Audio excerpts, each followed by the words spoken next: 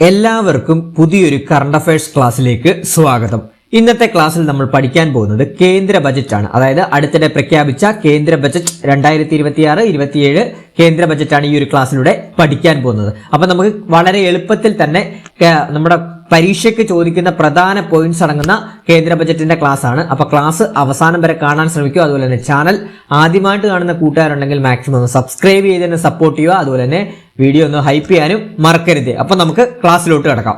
കേന്ദ്ര ബജറ്റ് 2026-27 നമ്മൾക്കറിയാം, നമ്മുടെ ഈ വർഷത്തെ കേന്ദ്ര ബജറ്റ് അവതരിപ്പിച്ച തീയതി പരീക്ഷയ്ക്ക് ചോദിക്കും. വളരെ ഇമ്പോർട്ടന്റ് ആണ്. 2026 ഫെബ്രുവരി 1 അപ്പൊ 2026 ഫെബ്രുവരി 1 കേന്ദ്ര ബജറ്റ് അവതരിപ്പിച്ചത്. ആരാണ് അവതരിപ്പിച്ചത് എന്ന് ചോദിച്ചു കഴിഞ്ഞാൽ നമുക്ക് എല്ലാവർക്കും അറിയാവുന്നതാണ്. കേന്ദ്ര ധനകാര്യ വകുപ്പ് ധനമന്ത്രിയായിട്ടുള്ള നിർമ്മല സീതാരാമനാണ്. കേന്ദ്ര ധനകാര്യ വകുപ്പ് മന്ത്രിയായിട്ടുള്ള നിർമ്മല സീതാരാമനാണ് കേന്ദ്ര ബജറ്റ് 2026 അവതരിപ്പിച്ചത്. തുടർച്ചയായ 9ാമത്തെ ബജറ്റാണ് നിർമ്മല സീതാരാമന്റെ. വളരെ ഇമ്പോർട്ടന്റ് ആണ്. നിർമ്മല സീതാരാമന്റെ തുടർച്ചയായ 9ാമത്തെ ബജറ്റാണ് ഈ 2026 ബജറ്റ്, കേന്ദ്ര ബജറ്റ്. അപ്പൊ ഒന്നുകൂടെ പറയാം. കേന്ദ്ര ബജറ്റ് 2026 അവതരിപ്പിച്ച തീയതി 2026 ഫെബ്രുവരി 1 അവതരിപ്പിച്ചതാരാണ്? കേന്ദ്ര ധനകാര്യ വകുപ്പ് മന്ത്രിയായിട്ടുള്ള നിർമ്മല സീതാരാമനാണ്. നിർമ്മല സീതാരാമന്റെ തുടർച്ചയായ 9ാമത്തെ ബജറ്റാണ് ഈ വർഷത്തെ കേന്ദ്ര ബജറ്റ്. ക്ലിയർ ആണ്? ഇനി നമുക്ക് അടുത്ത പോയിന്റിലോട്ട് പോവാം. ഇന്ത്യയിൽ ആദ്യമായി ഞായറാഴ്ച അവതരിപ്പിക്കുന്ന ബജറ്റാണ് കേട്ടോ. അപ്പോൾ വളരെ ഇമ്പോർട്ടന്റ് ആണ്. ഇന്ത്യയിൽ നമ്മുടെ ഈ ഒരു കേന്ദ്ര ബജറ്റിന്റെ തന്നെ ചരിത്രത്തിൽ ആദ്യമായിട്ട് തന്നെയാണ് ഒരു ബഡ്ജറ്റ് ഞായറാഴ്ച അവതരിപ്പിക്കുന്നത്. അതാണ് പറയുന്നത്. അപ്പോൾ പരീക്ഷയ്ക്ക് പോയിന്റ് ആയിട്ട് ചോദിക്കാം. ഇന്ത്യയിൽ ആദ്യമായി ഞായറാഴ്ച അവതരിപ്പിക്കുന്ന ബജറ്റായി മാറി കേന്ദ്ര ബജറ്റ് 2026. ക്ലിയർ ആണ്? ഇന്ത്യയിൽ ആദ്യമായി ഞായറാഴ്ച അവതരിപ്പിക്കുന്ന ബജറ്റ്. അതുപോലെ തന്നെ ഞാൻ കുറച്ചു മുമ്പ് പറഞ്ഞതാണ്, തുടർച്ചയായ ഏറ്റവും കൂടുതൽ ബഡ്ജറ്റ് അവതരിപ്പിച്ചത് ആരാണ്? നിർമ്മല സീതാരാമനാണ് കേട്ടോ. അപ്പൊ തുടർച്ചയായി ഏറ്റവും കൂടുതൽ ബഡ്ജറ്റ് അവതരിപ്പിച്ചത് നിർമ്മല സീതാരാമനാണ്. 9 തവണയാണ് നിർമ്മല സീതാരാമന്റെ ബഡ്ജറ്റ് തുടർച്ചയായിട്ട് അവതരിപ്പിച്ചത്. അതുപോലെ തന്നെ ഒരു പ്രധാനമന്ത്രിക്ക് കീഴിൽ തുടർച്ചയായി 9ാം തവണ ബജറ്റ് അവതരിപ്പിക്കുന്ന ധനമന്ത്രി എന്ന റെക്കോർഡ് നിർമ്മല സീതാരാമൻ സ്വന്തമാക്കി. വളരെ ഇമ്പോർട്ടന്റ് ആണ്. അപ്പൊ കണക്ട് ചെയ്ത് പഠിച്ചോണേ. തുടർച്ചയായ ഏറ്റവും കൂടുതൽ ബഡ്ജറ്റ് അവതരിപ്പിച്ചത് ആരാണ്? നിർമ്മല സീതാരാമനാണ്. അതുപോലെ തന്നെ ഒരു പ്രധാനമന്ത്രിക്ക് കീഴിൽ തുടർച്ചയായി 9 തവണ ബജറ്റ് അവതരിപ്പിക്കുന്ന ധനമന്ത്രി എന്ന റെക്കോർഡ് നിർമ്മല സീതാരാമൻ സ്വന്തമാക്കി. ക്ലിയർ ആണ്? അതുപോലെ തന്നെ നമുക്കറിയാം, തുടർച്ചയായി ഏറ്റവും കൂടുതൽ ബജറ്റ് അവതരിപ്പിച്ചത് നിർമ്മല സീതാരാമനാണ്. തുടർച്ചയായി 9ാം തവണ. അപ്പൊ ഏറ്റവും കൂടുതൽ ബജറ്റ് അവതരിപ്പിച്ചത് മൊറാർജി ദേശായി ആണ് കേട്ടോ. ഏറ്റവും കൂടുതൽ ബജറ്റ് അവതരിപ്പിച്ചത് മൊറാർജി ദേശായി ആണ്. 10 തവണയാണ് മൊറാർജി ദേശായി ബജറ്റ് അവതരിപ്പിച്ചത്. പക്ഷെ തുടർച്ചയായിട്ടല്ല, പല തവണകളായിട്ട് അദ്ദേഹം 10 തവണ ആണ് കേന്ദ്ര ബജറ്റ് അവതരിപ്പിച്ചത്. തുടർച്ചയായി ഏറ്റവും കൂടുതൽ ബജറ്റ് അവതരിപ്പിച്ചതെന്ന് ചോദിച്ചു കഴിഞ്ഞാൽ നിർമ്മല സീതാരാമനാണ്. 9 തവണയാണ്. ക്ലിയർ ആണ്? രണ്ടും തമ്മിൽ കൺഫ്യൂഷൻ ആപ്പോയല്ലേ. ഏറ്റവും കൂടുതൽ ബജറ്റ് അവതരിപ്പിച്ചത് മൊറാർജി ദേശായി തന്നെയാണ്. ഇപ്പോഴും 10 തവണയാണ് മൊറാർജി ദേശായി കേന്ദ്ര ബജറ്റ് അവതരിപ്പിച്ചത്. ഇത്രയും ക്ലിയർ ആണ്. ഇനി നമുക്ക് അടുത്ത പോയിന്റിലോട്ട് പോവാം. 2026 ബജറ്റിൽ പ്രതിപാദിച്ച സാമൂഹ്യ പരിഷ്കർത്താവ് ആരാന്ന് പരീക്ഷയ്ക്ക് ചോദിക്കും. ഗുരു രവിദാസ് ആണ് കേട്ടോ. ഗുരു രവിദാസ് ആണ്. വളരെ ഇമ്പോർട്ടന്റ് ആണ്. 2026 കേന്ദ്ര ബജറ്റിൽ പ്രതിപാദിച്ച സാമൂഹ്യ പരിഷ്കർത്താവ് ആരാന്ന് പരീക്ഷയ്ക്ക് ചോദിക്കും. ആരാണ് ആ സാമൂഹ്യ പരിഷ്കർത്താവ്? ഗുരു രവിദാസ്. അപ്പൊ ആരാണ് ഗുരു രവിദാസ് എന്ന് പരീക്ഷയ്ക്ക് ചോദിക്കാൻ സാധ്യതയുണ്ട്. നമ്മൾ പഠിച്ചിരിക്കണം. 15ാം നൂറ്റാണ്ടിലെയും 16ാം നൂറ്റാണ്ടിലുമായി ജീവിച്ചിരുന്ന ഇന്ത്യയിലെ ഏറ്റവും സ്വാധീന ശക്തിയുള്ള സാമൂഹ്യ പരിഷ്കർത്താക്കളിൽ ഒരാളും ഭക്തി പ്രസ്ഥാനത്തിന്റെ പ്രമുഖ കവിയുമായിരുന്നു സദ്ഗുരു രവിദാസ് കേട്ടോ. അപ്പൊ കണക്ട് ചെയ്ത് പഠിച്ചോണേ. 2026 ബജറ്റിൽ പ്രതിപാദിച്ച സാമൂഹ്യ പരിഷ്കർത്താവാണ് ഗുരു രവിദാസ് ആരാണ്? 15ാം നൂറ്റാണ്ടിലും 16ാം നൂറ്റാണ്ടിലുമായി ജീവിച്ചിരുന്ന ഇന്ത്യയിലെ ഏറ്റവും സ്വാധീന ശക്തിയുള്ള സാമൂഹ്യ പരിഷ്കർത്താക്കളിൽ ഒരാളും ഭക്തി പ്രസ്ഥാനത്തിലെ പ്രമുഖ കവിയുമാണ് സദ്ഗുരു രവിദാസ് കേട്ടോ. ഈ ഗുരു രവിദാസ് ജയന്തിയായിരുന്നു 2026 ഫെബ്രുവരി 1. അപ്പൊ അതേ ദിവസം തന്നെയാണ് നമ്മുടെ ബജറ്റ് അവതരിപ്പിച്ചത്. അതുകൊണ്ട് തന്നെയാണ് അദ്ദേഹത്തെ ഈ ഒരു ബജറ്റിൽ പ്രതിപാദിച്ചത് കേട്ടോ. കറക്റ്റ് ചെയ്ത് കൊടുക്കണം. അദ്ദേഹത്തിന്റെ ജയന്തി ദിനം, അതായത് അദ്ദേഹത്തിന്റെ ജന്മദിനം തന്നെയായിരുന്നു ഈ ഒരു കേന്ദ്ര ബജറ്റ് അവതരിപ്പിച്ചത്. അപ്പൊ ഇദ്ദേഹത്തിന്റെ ഒരു ഐഡിയാസ് എന്ന് പറഞ്ഞു കഴിഞ്ഞാൽ സമത്വം, മനുഷ്യാവകാശങ്ങൾ, ജാതി വ്യവസ്ഥയുടെ നിരാകരണം എന്നിവയ്ക്കായി വാദിച്ച ആത്മീയ വഴികാട്ടി. നമുക്കറിയാം സാമൂഹ്യ പരിഷ്കർത്താവാണെന്ന് നമ്മൾ ഓൾറെഡി പഠിച്ചിരുന്നു. അപ്പോൾ ഇദ്ദേഹത്തിന്റെ ഒരു ഐഡിയാസ് എന്ന് പറഞ്ഞാൽ ഇദ്ദേഹം എന്തിനൊക്കെയാണ് പ്രവർത്തിച്ചിട്ടുള്ളതെന്ന് പറഞ്ഞാൽ സമത്വം ഇക്വാളിറ്റി, സമത്വം, മനുഷ്യാവകാശങ്ങൾ, ജാതി വ്യവസ്ഥയുടെ നിരാകരണം എന്നിവയ്ക്കായി വാദിച്ച ആത്മീയ വഴികാട്ടി കൂടിയായിരുന്നു ഗുരു രവിദാസ് കേട്ടോ. ഇമ്പോർട്ടന്റ് ആണ്. 2026 കേന്ദ്ര ബജറ്റിൽ പ്രതിപാദിച്ച സാമൂഹ്യ പരിഷ്കർത്താവാണ് ഗുരു രവിദാസ്. അതുപോലെ തന്നെ നമ്മുടെ ഈ ഒരു കേന്ദ്ര ബജറ്റ് 2026 ബജറ്റ് പ്രസംഗം 85 മിനിറ്റ് നീണ്ടു നിന്നു കേട്ടോ. ആകെ ദൈർഘ്യം എത്രയാണ്? 85 മിനിറ്റ് നീണ്ടു നിന്നു. അതുപോലെ തന്നെ 9ാം ബജറ്റ് അവതരണത്തിന് നിർമ്മല സീതാരാമൻ ധരിച്ചത് തമിഴ്നാട്ടിൽ നിന്നുള്ള കാഞ്ചീപുരം സാരിയാണ്. അപ്പൊ നമുക്കറിയാം കഴിഞ്ഞ വർഷത്തെ ബജറ്റ് അവതരണത്തിന് നിർമ്മല സീതാരാമൻ ധരിച്ച സാരിയുമായി ബന്ധപ്പെട്ട് പരീക്ഷയ്ക്ക് ചോദിച്ചിരുന്നു. അപ്പൊ അതുകൊണ്ട് തന്നെയാണ് ഈ ഒരു വട്ടം ധരിച്ച സാരി ഏതാണെന്നുള്ളത് പരീക്ഷയ്ക്ക് ചോദിക്കാൻ സാധ്യതയുണ്ട്. അപ്പൊ പഠിച്ചു വെക്കണം. 9ാം ബജറ്റ്, അതായത് നിർമ്മല സീതാരാമന്റെ 9ാം ബജറ്റ് അവതരണത്തിന് നിർമ്മല സീതാരാമൻ ധരിച്ചത് തമിഴ്നാട്ടിൽ നിന്നുള്ള കാഞ്ചീപുരം സാരിയാണ്. അടുത്ത പോയിന്റ് നോക്കാം. ദരിദ്രർ, പിന്നോക്കം നിൽക്കുന്നവർ, പാർശ്വവൽക്കരിക്കപ്പെട്ടവർ എന്നിവർക്കായി ഊന്നൽ നൽകുന്ന സർക്കാരിന്റെ സങ്കൽപ് എന്ന പദ്ധതിക്ക് പ്രാധാന്യം നൽകുന്ന യുവശക്തി ഡ്രിവൺ ബജറ്റ് എന്നാണ് ഇതിനെ വിശേഷിപ്പിച്ചത് കേട്ടോ. അപ്പോൾ ഈ നമ്മുടെ ഈ 2026 പ്രധാനമായിട്ടും ഒരു ഷോർട്ടായിട്ട് പറയുവാണെങ്കിൽ ഇതാണ് അതിന്റെ ഐഡിയാസ് ആയിട്ട് വരുന്നത്. അതായത് ദരിദ്രർ, കേന്ദ്ര ബജറ്റ് 2026 ഷോർട്ടായിട്ട് പറയുവാണെങ്കിൽ ദരിദ്രർ, പിന്നോക്കം നിൽക്കുന്നവർ, പാർശ്വവൽക്കരിക്കപ്പെട്ടവർ എന്നിവർക്കായി ഊന്നൽ നൽകുന്ന സർക്കാരിന്റെ സങ്കൽപ് എന്ന പദ്ധതിക്ക് പ്രാധാന്യം നൽകുന്ന യുവശക്തി ഡ്രിവൺ ബജറ്റ് എന്നാണ് ഇതിനെ വിശേഷിപ്പിച്ചത്. യുവശക്തി ഡ്രിവൺ ബജറ്റ് എന്നാണ് ഈ ഒരു 2026 ബജറ്റിനെ വിശേഷിപ്പിച്ചത്. അതുപോലെ തന്നെ കർത്തവ്യപഥിൽ നിന്ന് പ്രചോദനം ഉൾക്കൊണ്ട് കർത്തവ്യ ഭവൻ തയ്യാറാക്കിയ ആദ്യ ബജറ്റാണ് കേട്ടോ. അപ്പൊ കേന്ദ്ര ബജറ്റ് 2026 പ്രത്യേകത എന്താണ്? കർത്തവ്യപഥിൽ നിന്ന് പ്രചോദനം ഉൾക്കൊണ്ട് കർത്തവ്യ ഭവനിൽ തയ്യാറാക്കിയ ആദ്യ ബജറ്റാണ് കേന്ദ്ര ബജറ്റ് 2026 എന്ന് പറയുന്നത്. അതുപോലെ തന്നെ ഇതിന്റെ ലക്ഷ്യം എന്ന് പറഞ്ഞു കഴിഞ്ഞാൽ എല്ലാവരെയും ഉൾപ്പെടുത്തിക്കൊണ്ടുള്ള വികസിത ഭാരതം എന്ന ലക്ഷ്യം പൂർത്തീകരിക്കാൻ ഉദ്ദേശിക്കുന്നത് 2047 കൂടിയാണ് കേട്ടോ. അപ്പൊ എല്ലാവരെയും ഉൾപ്പെടുത്തിക്കൊണ്ടുള്ള വികസിത ഭാരതം എന്ന ലക്ഷ്യം പൂർത്തീകരിക്കാൻ ഉദ്ദേശിക്കുന്നത് 2047 ആണെന്നാണ് ഈ ഒരു ബജറ്റിന്റെ ലക്ഷ്യമായിട്ട് പറയുന്നത്. അപ്പൊ ഇനി നമുക്ക് ബാക്കി ബജറ്റിന്റെ കുറച്ച് പോയിന്റ്സ് പറയാനുണ്ട്. അതായത് ഇനി നമുക്ക് ബജറ്റിന്റെ പ്രധാന പദ്ധതികൾ, പ്രധാന പ്രഖ്യാപനങ്ങളാണ് നമ്മൾ അടുത്ത് പഠിക്കാൻ പോകുന്നത്. അതിനു മുൻപ് നമ്മളൊരു കറണ്ട് അഫയേഴ്സ് ബാച്ച് നമ്മൾ തുടങ്ങിയിട്ടുണ്ട്. അതായത് നിങ്ങൾക്കറിയാം ഇനി വരുന്ന നിരവധി പരീക്ഷകളാണ് നമുക്ക് മുമ്പിൽ വരുന്നത്. അതായത് village field assistant, beverage LDC, അതുപോലെ തന്നെ company board LGS, company board assistant, civil police officer, woman civil police officer, civil excise officer തുടങ്ങി നിരവധി 10th ലെവല്, അതുപോലെ തന്നെ uniform post, +2 level, degree level exams ഒക്കെ നമുക്ക് മുമ്പിൽ വരുന്നുണ്ട്. ആ പരീക്ഷകൾക്കൊക്കെ 10ഉം 20ഉം 10ഉം മാർക്കും ഒക്കെയാണ് കറണ്ട് അഫയേഴ്സിൽ നിന്ന് ചോദിക്കുന്നത്. അപ്പൊ നമുക്ക് current affairs up to date ആയിട്ട് പഠിച്ചു പോയാൽ തന്നെ നമുക്ക് കറണ്ട് അഫയേഴ്സിൽ മുഴുവൻ മാർക്കും സ്കോർ ചെയ്യാൻ സാധിക്കും. അതുകൊണ്ട് തന്നെ നമ്മളൊരു കറണ്ട് അഫയേഴ്സ് ബാച്ച് നമ്മൾ തുടങ്ങിയിട്ടുണ്ട്. ലൈവ് പ്ലസ് റെക്കോർഡഡ് ക്ലാസ്സസ് ആണ് നമ്മൾ പ്രൊവൈഡ് ചെയ്യുന്നത്. എല്ലാ ദിവസവും വൈകുന്നേരം 7:30 മുതൽ 8:30 വരെയുള്ള ഒരു 1 hour ലൈവ് സെക്ഷൻ ക്ലാസ് ആണ് നമ്മൾ പ്രൊവൈഡ് ചെയ്യുന്നത്. ആ ക്ലാസ്സിന് അറ്റൻഡ് ചെയ്യാൻ സാധിച്ചില്ല എന്നുണ്ടെങ്കിൽ നമ്മുടെ റെക്കോർഡ് സെക്ഷൻ നമ്മുടെ ടെലിഗ്രാം ഗ്രൂപ്പിൽ ഇടുന്നതാണ്. അതുപോലെ തന്നെ PDF നോട്ട്സ് നമ്മൾ ഡെയിലി പ്രൊവൈഡ് ചെയ്യുന്നുണ്ട്. അതുപോലെ തന്നെ മോക്ക് ടെസ്റ്റുകൾ നമ്മൾ പ്രൊവൈഡ് ചെയ്യുന്നുണ്ട്, വീക്കിലി മോക്ക് ടെസ്റ്റുകൾ. അതുപോലെ തന്നെ റിവിഷൻ ക്ലാസ്സസും നമ്മൾ അതിൽ ഉൾപ്പെടുത്തുന്നുണ്ട്. അതുപോലെ തന്നെ നമ്മുടെ ഇതിന്റെ ഒരു കോഴ്സ് ഫീ എന്ന് പറഞ്ഞാൽ വെറും 200 രൂപ മാത്രമേ കോഴ്സ് ഫീ ആയിട്ട് എടുത്തുള്ളൂ.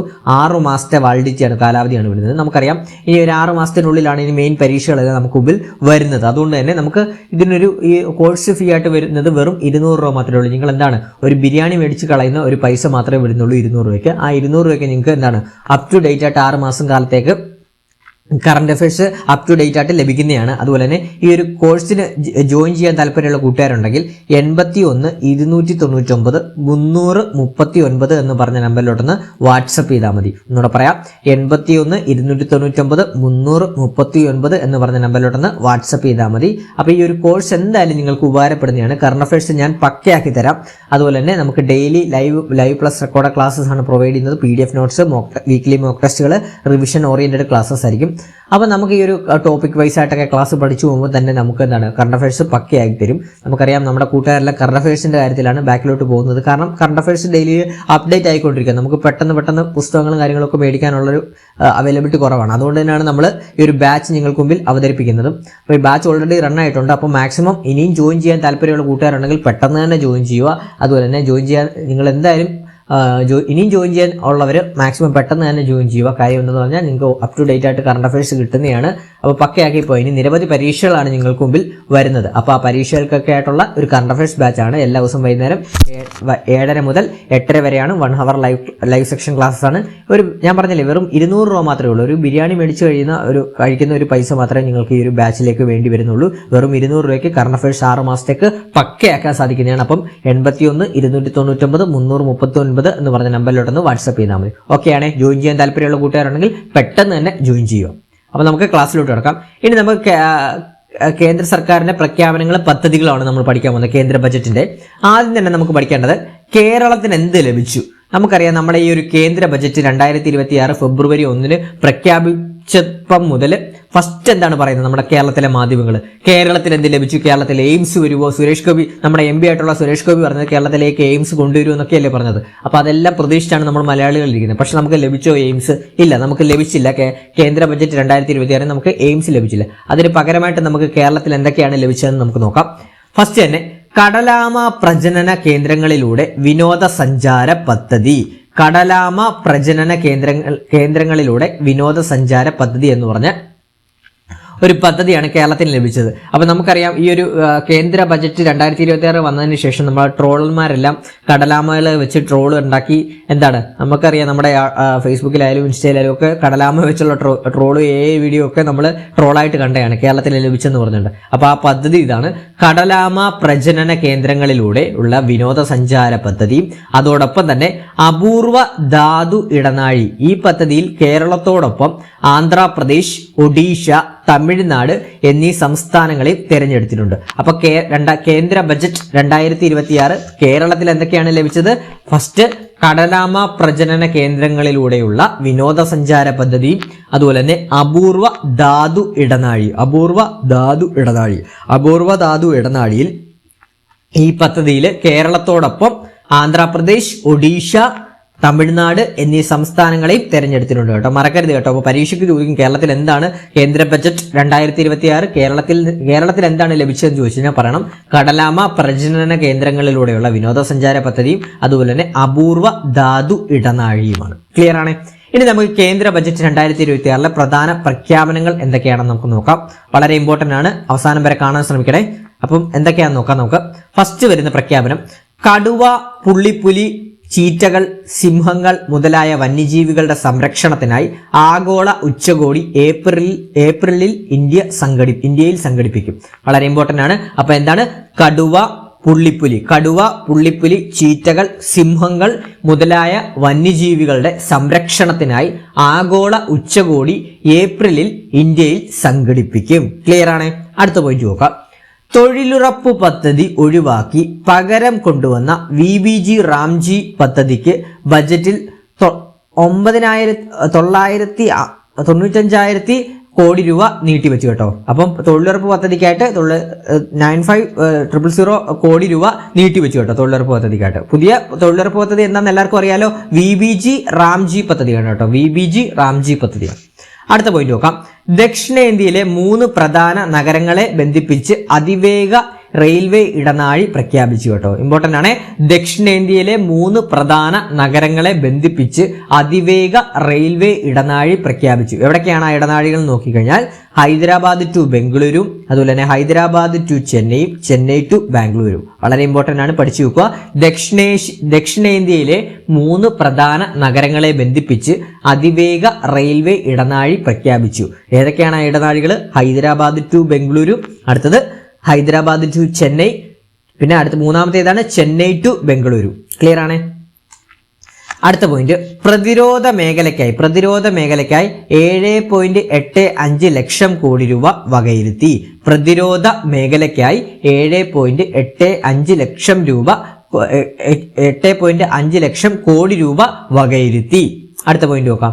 കേന്ദ്ര സർക്കാരിന്റെ കടബാധ്യത അനുപാതം അടുത്ത സാമ്പത്തിക വർഷം 55.6% ആക്കി കുറയ്ക്കുമെന്നാണ് ഈ ഒരു ബജറ്റ് പ്രകാരം പറയുന്നത് കേട്ടോ. അപ്പം വളരെ ഇമ്പോർട്ടന്റ് ആണ്.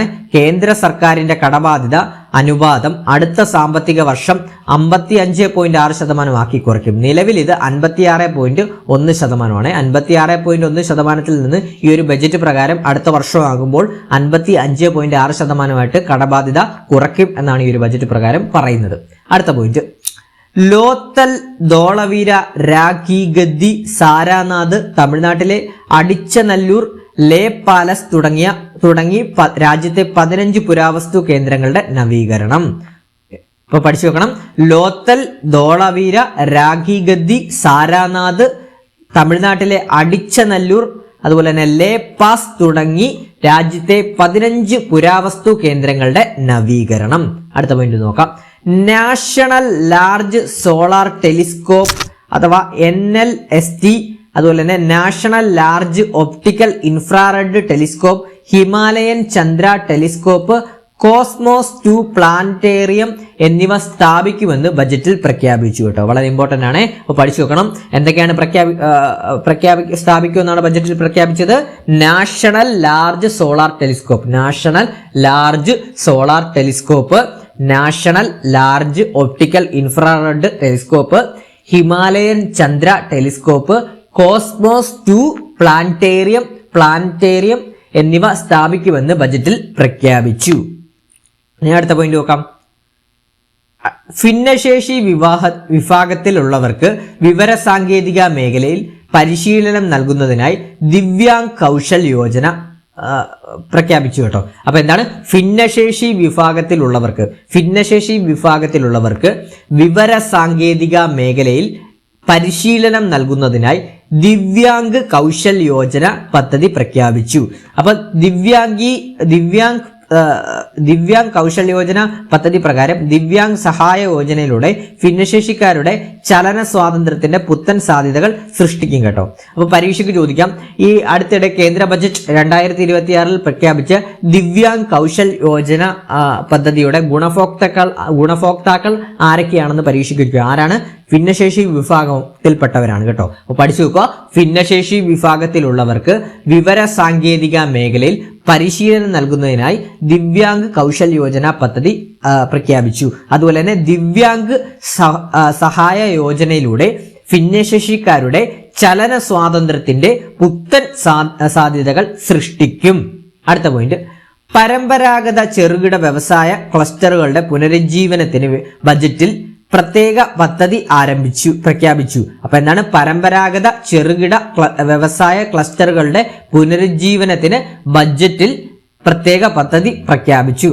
പ്രത്യേക സാമ്പത്തിക മേഖലയിൽ പ്രവർത്തിക്കുന്ന കമ്പനികൾക്ക് രാജ്യാന്തര വ്യാപാര പ്രതിസന്ധിയിൽ പങ്കെടുക്കാൻ കേന്ദ്രം ഇളവുകൾ പ്രഖ്യാപിച്ചു. അപ്പൊ എന്താണ്? പ്രത്യേക സാമ്പത്തിക മേഖലയിൽ പ്രവർത്തിക്കുന്ന കമ്പനികൾക്ക് രാജ്യാന്തര വ്യാപാര പ്രതിസന്ധി പങ്കെടുക്കുവാൻ കേന്ദ്ര ഇളവുകൾ പ്രഖ്യാപിച്ചു. അപ്പൊ ഇത് വളരെ അടുത്തത് ഇമ്പോർട്ടന്റ് ആണ്. She Mart, self help on entrepreneur എന്ന് പറയുന്ന ഷീമാർട്ട് എന്താണ്? ചില്ലറ വ്യാപാര വിപണിയിൽ സ്ത്രീകളെ ഉടമകളാക്കി മാറ്റാൻ ലക്ഷ്യമിട്ടുള്ള പദ്ധതിയാണ് ഷീമാർട്ട്. ഗ്രാമീണ മേഖലയിലെ സ്ത്രീകളെയാണ് ഇതിലേക്ക് പരിഗണിക്കുന്നത്. അപ്പോൾ വളരെ ഇമ്പോർട്ടന്റ് ആണ്. കേന്ദ്ര ബജറ്റ് 2026 പ്രകാരം സ്ത്രീകൾക്ക് ലഭിച്ചൊരു പദ്ധതിയാണ് ഷീമാർട്ട് എന്ന് പറയുന്നത് സെൽഫ് ഹെൽപ്പ് ഓൺട്രപ്രണർ ആണ്. അപ്പൊ ഷീമാർട്ടിന്റെ ഗുണഭോക്താക്കൾ സ്ത്രീകളാണ്. ആ പേര് കേൾക്കുമ്പോഴേ അറിയാം, ഷീമാർട്ട്. അപ്പൊ ഷീമാർട്ട് എന്താണ്? ചില്ലറ വ്യാപാര വിപണിയിൽ സ്ത്രീകളെ ഉടമകളാക്കി മാറ്റാൻ ലക്ഷ്യമിട്ടുള്ള പദ്ധതിയാണ് ഷീമാർട്ട്. ഗ്രാമീണ മേഖലയിലുള്ള സ്ത്രീകളെ നോട്ട് ചെയ്തോണേ, ഗ്രാമീണ മേഖലയിലുള്ള സ്ത്രീകളെയാണ് ഷീമാർട്ട് പദ്ധതിയിലേക്ക് പരിഗണിക്കുന്നത്. ക്ലിയർ ആണ്? അടുത്ത പോയിന്റ്, ഖാദി കൈത്തറി മേഖലകളെ കൂടുതൽ ശക്തിപ്പെടുത്താൻ മഹാത്മാഗാന്ധി ഗ്രാം സ്വരാജ് പദ്ധതി പ്രഖ്യാപിച്ചു കേട്ടോ. അപ്പൊ പരീക്ഷയ്ക്ക് ചോദിക്കാം, കേന്ദ്ര ബജറ്റ് 2026 പ്രഖ്യാപിച്ച മഹാത്മാഗാന്ധി ഗ്രാം സ്വരാജ് പദ്ധതി എന്താണെന്ന് പരീക്ഷയ്ക്ക് ചോദിക്കാം. അപ്പൊ എന്താണ് ആ പദ്ധതി? ഖാദി കൈത്തറി മേഖലകളെ കൂടുതൽ ശക്തിപ്പെടുത്താനാണ് മഹാത്മാഗാന്ധി ഗ്രാം സ്വരാജ് പദ്ധതി പ്രഖ്യാപിച്ചത്. ക്ലിയർ ആണ്? അടുത്ത പോയിന്റ് നോക്കാം, ഇന്ത്യ സെമി കണ്ടക്ടർ മിഷൻ 2.0. അപ്പൊ ഇന്ത്യ സെമി കണ്ടക്ടർ മിഷൻ 2.0 എന്താണ്? സെമി കണ്ടക്ടർ മേഖലയിലെ മുന്നേറ്റത്തിനായി പ്രഖ്യാപിച്ച ഈ പദ്ധതിയിലൂടെ ഇന്ത്യയെ ലോകത്തിന്റെ ചിപ്പ് ഹബാക്കി ഉയർത്തുക എന്നതാണ് ലക്ഷ്യം. വളരെ ഇമ്പോർട്ടന്റ് ആയിട്ടുള്ള ഒരു പോയിന്റ് ആണ്, അപ്പൊ പഠിച്ചു നോക്കണം. അപ്പൊ ഇന്ത്യ സെമി കണ്ടക്ടർ മിഷൻ 2.0 ഈ പദ്ധതി, ഈ ഒരു ബജറ്റ് പ്രകാരം എന്താണ്?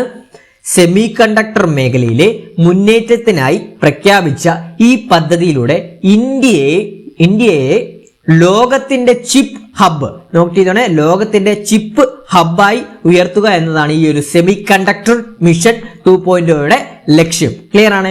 അടുത്ത പോയിന്റ് നോക്കാം, മഹാത്മാഗാന്ധി, അത് നമ്മൾ പറഞ്ഞതാണ് മഹാത്മാഗാന്ധി ഗ്രാം സ്വരാജ് പദ്ധതി.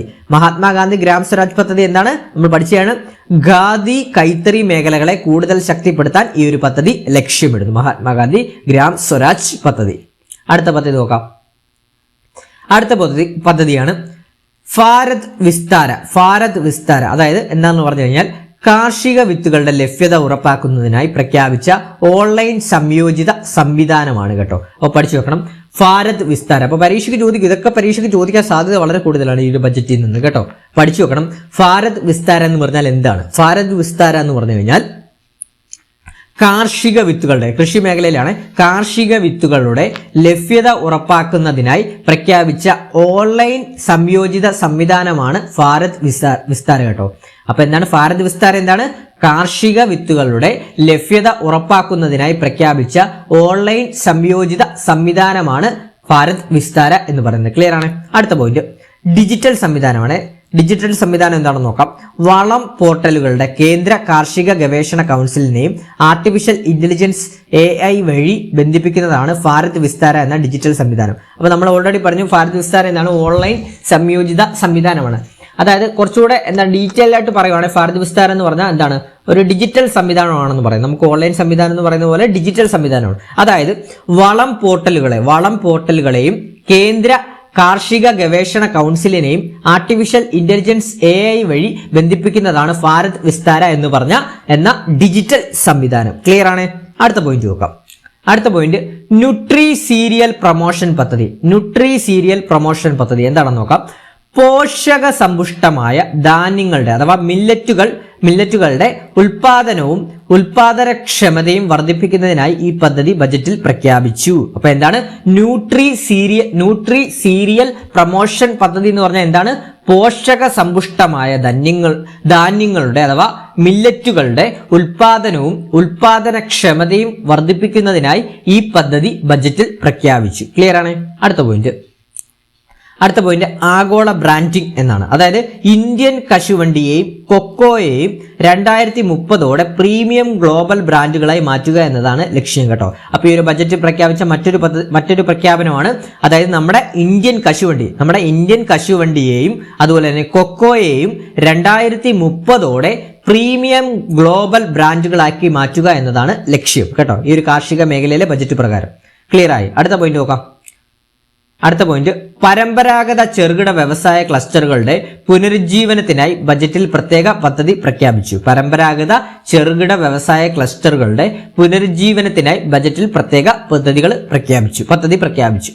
അടുത്ത പോയിന്റ് വയോജന അനുബന്ധ പരിചരണ സേവനങ്ങൾക്ക് കെയർ എക്കോസിസ്റ്റം പദ്ധതി പ്രഖ്യാപിച്ചു കേട്ടോ. അപ്പോൾ വയോജന, അതായത് പ്രായമായ ആളുകളുടെ അനുബന്ധ പരിചരണം, അവരുടെ ചികിത്സയും മറ്റു കാരണങ്ങൾക്കും അവർക്കുള്ള സേവനങ്ങൾക്കായിട്ടുള്ള കെയർ എക്കോസിസ്റ്റം പദ്ധതി പ്രഖ്യാപിച്ചു. അടുത്ത പോയിന്റ് ആരോഗ്യ മേഖലയിൽ 3 ആയുർവേദ എയിംസ് പ്രഖ്യാപിച്ചു കേട്ടോ. അപ്പൊ നമ്മുടെ എയിംസ് കേരളത്തിന് കിട്ടിയോ? കിട്ടിയില്ല എയിംസ്. അതുപോലെ തന്നെ 3 ഈ ഒരു ബജറ്റ് പ്രകാരം എനിക്ക് തോന്നുന്നു ഈ ഒരു ബജറ്റിൽ എവിടെയും എയിംസ് പ്രഖ്യാപിച്ചിട്ടില്ല.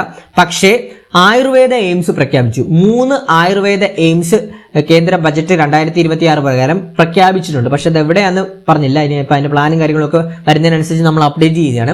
അപ്പൊ ഈ ഒരു ബജറ്റിൽ 3 ആയുർവേദ എയിംസ് പ്രഖ്യാപിച്ചു. അടുത്ത പോയിന്റ്, വിദ്യാർത്ഥിനികൾക്കായി എല്ലാ ജില്ലകളിലും വനിതാ ഹോസ്റ്റലുകൾ. വിദ്യാർത്ഥിനികൾക്കായി എല്ലാ ജില്ലകളിലും വനിതാ ഹോസ്റ്റലുകൾ. അതുപോലെ തന്നെ 15,000 ഹയർ സെക്കൻഡറി സ്കൂളുകളിലും 500 കോളേജുകളിലുമായി AVGC കണ്ടന്റ് ക്രിയേഷൻ ലാബുകൾ സ്ഥാപിക്കും. അപ്പൊ എന്താണ് AVGC? Animation, visual effect, gaming, comics, content creator ലാബുകൾ സ്ഥാപിക്കും. നമുക്കറിയാം എന്താണ് കണ്ടന്റ് ക്രിയേഷൻ എന്ന് പറഞ്ഞാൽ നമുക്കറിയാമല്ലോ. ഇന്നത്തെ കാലത്ത് നമ്മുടെ ഈ ക്ലാസ് കാണുന്ന കൂട്ടുകാർക്ക് എല്ലാവർക്കും കണ്ടന്റ് ക്രിയേഷൻ എന്താണെന്ന് അറിയാമല്ലോ. അതായത് നമ്മുടെ വ്ലോഗ് ചെയ്യുന്നതും വീഡിയോ എടുക്കുന്നതും animation, visual effect, gaming, comics, നമ്മൾ സോഷ്യൽ മീഡിയ ചെയ്യുന്ന എന്തും കണ്ടന്റ് ക്രിയേഷൻ ആയിട്ട് വരുമല്ലോ. അപ്പൊ അത് തന്നെയാണ് ഇവിടെ ഉദ്ദേശിക്കുന്നത്. 15,000 ഹയർ സെക്കൻഡറി സ്കൂളുകളിലും 500 സ്കൂളുകളിലും AVGC കണ്ടന്റ് ക്രിയേറ്റർ ലാബുകൾ സ്ഥാപിക്കും. ഈ AVGC കണ്ടന്റ് ക്രിയേറ്റർ ലാബുകളിൽ animation, visual effect, gaming, comics എന്നിവയൊക്കെയാണ് പഠിപ്പിക്കുന്നത്. ക്ലിയർ ആണ്? അടുത്ത പോയിന്റ്, കായിക മേഖലയിൽ അടുത്ത 10 വർഷത്തേക്കുള്ള വികസനം ലക്ഷ്യമിട്ട് ഖേലോ ഇന്ത്യ മിഷൻ പ്രഖ്യാപിച്ചു കേട്ടോ. അപ്പൊ കായിക മേഖലയിൽ എന്താണ് ഈ ഒരു ബജറ്റ് പ്രകാരം ലഭിച്ചത്? കായിക മേഖലയിൽ അടുത്ത 10 വർഷത്തേക്കുള്ള വികസനം ലക്ഷ്യമിട്ട് ഖേലോ ഇന്ത്യ മിഷൻ പ്രഖ്യാപിച്ചു. അതുപോലെ തന്നെ കായിക ഉപകരണങ്ങളുടെ ആഗോള ഹബ്ബായി ഇന്ത്യയെ മാറ്റാനുള്ള പദ്ധതിയും ബജറ്റിൽ പ്രഖ്യാപിച്ചിട്ടുണ്ട്. വളരെ ഇമ്പോർട്ടന്റ് ആണ്. കായിക ഉപകരണങ്ങളുടെ ആഗോള ഹബ്ബായി ഇന്ത്യയെ മാറ്റാനുള്ള പദ്ധതിയും ബജറ്റിൽ പ്രഖ്യാപിച്ചിട്ടുണ്ട്. ഇനി നമ്മൾ അടുത്ത് പഠിക്കാൻ പോകുന്നത് സങ്കല്പ് പദ്ധതിയാണ്. ഞാൻ ആദ്യമേ നമ്മൾ ബജറ്റ് തുടക്കത്തിലെ നമ്മൾ പറഞ്ഞ സങ്കല്പ് പദ്ധതി എന്താണ്?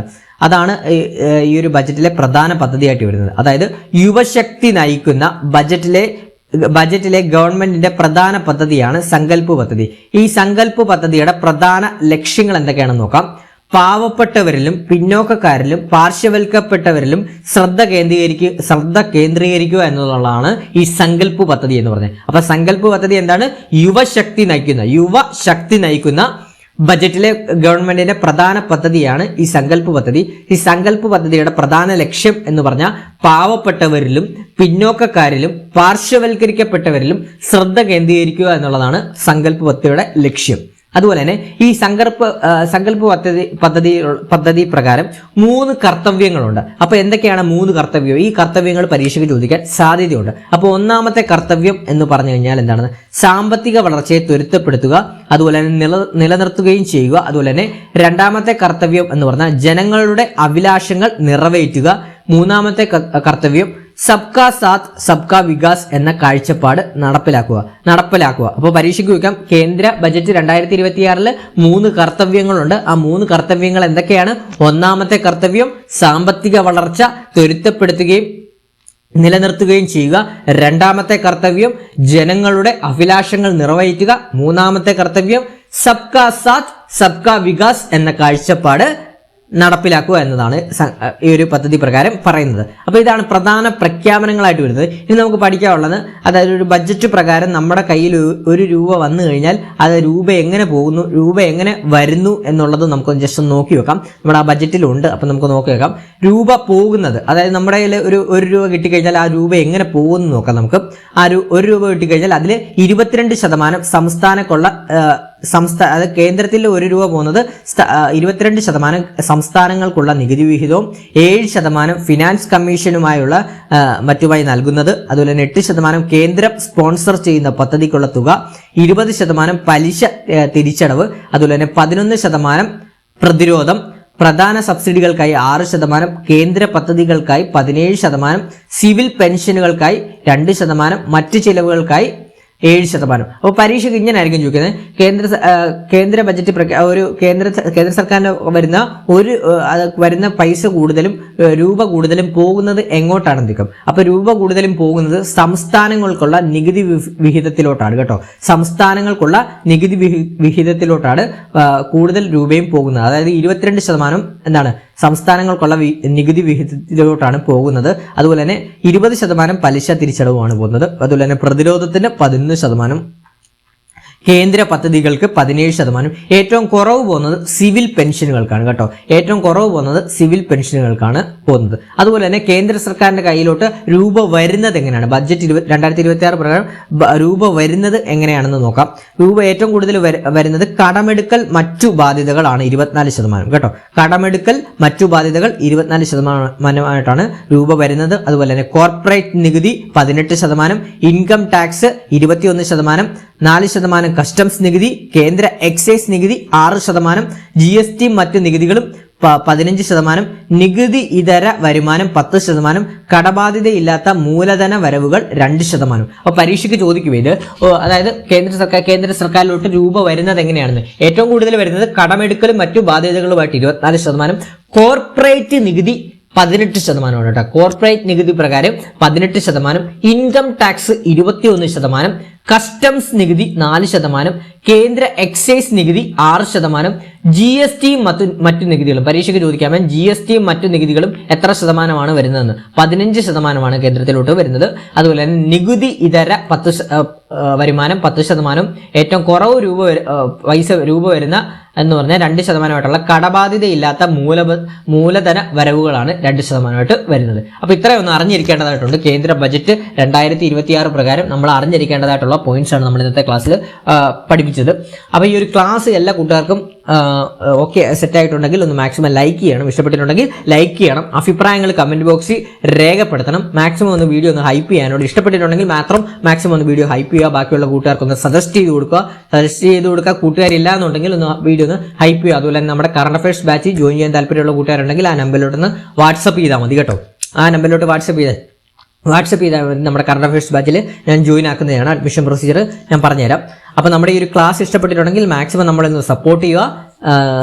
അപ്പോൾ ഇനിയും ഇതുപോലുള്ള ഇൻഫർമേറ്റീവ് ക്ലാസ്സസുമായിട്ട് നിങ്ങൾക്ക് മുമ്പിൽ എത്തുന്നതാണ്. അതുപോലെ തന്നെ നമ്മുടെ ഈ ഒരു ബജറ്റിന്റെ ക്ലാസ് ഇഷ്ടപ്പെട്ടിട്ടുണ്ടെങ്കിൽ കാണാൻ ശ്രമിക്കുക. അതുപോലെ തന്നെ നമ്മൾ കേരള ബജറ്റും ചെയ്തിട്ടുണ്ട്, അതുകൊണ്ട് മാക്സിമം കാണാൻ ശ്രമിക്കുക. അതുപോലെ തന്നെ നമ്മുടെ ബാക്കിയുള്ള ക്ലാസ്സുകളൊക്കെ ഒന്ന് കാണാൻ ശ്രമിക്കുക.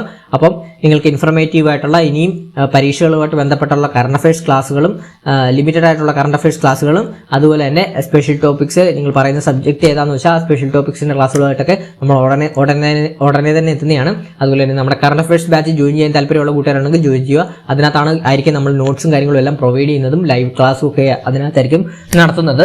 അപ്പം ചാനൽ ഇഷ്ടപ്പെട്ടിട്ടുണ്ടെങ്കിൽ ലൈക്ക് ചെയ്യുക. അഭിപ്രായങ്ങൾ കമന്റ് ബോക്സിൽ രേഖപ്പെടുത്തുക. ആദ്യമായിട്ട് കാണുന്ന കൂട്ടുകാരുണ്ടെങ്കിൽ മാക്സിമം സബ്സ്ക്രൈബ് ചെയ്യുക. അതുപോലെ തന്നെ വീഡിയോ ഒന്ന് ഹൈപ്പ് ചെയ്യാൻ ശ്രമിക്കണം. അപ്പോൾ ചാനൽ മാക്സിമം ഫോളോ അപ്പ് ചെയ്ത് വെക്കുക. പുതിയ ക്ലാസ്സുമായിട്ട് ഉടനെ തന്നെ എത്തുന്നതാണ്. ക്ലാസ്സുകളും അപ്ഡേറ്റുകളുമായിട്ട് ഉടനെ തന്നെ എത്തുന്നതാണ്. അപ്പം താങ്ക് യു.